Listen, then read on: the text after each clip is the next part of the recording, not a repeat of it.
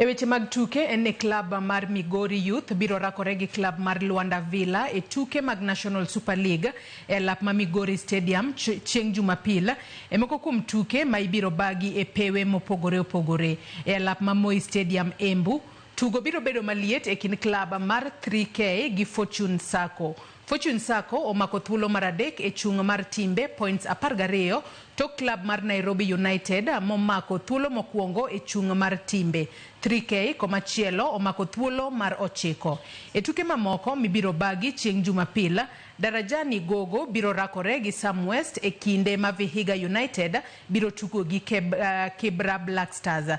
E alap ma Bomet, APS Bomet biro tugo gi Nzoia Sugar ka Mombasa Stars biro tugo gi MCF.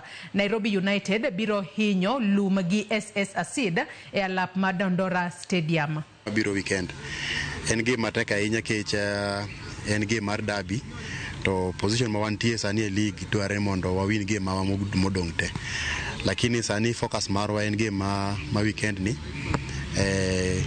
on paper ochal no tek, lakini wan kaka prepare game marwa ng'eni Nyasaye ni kodwa.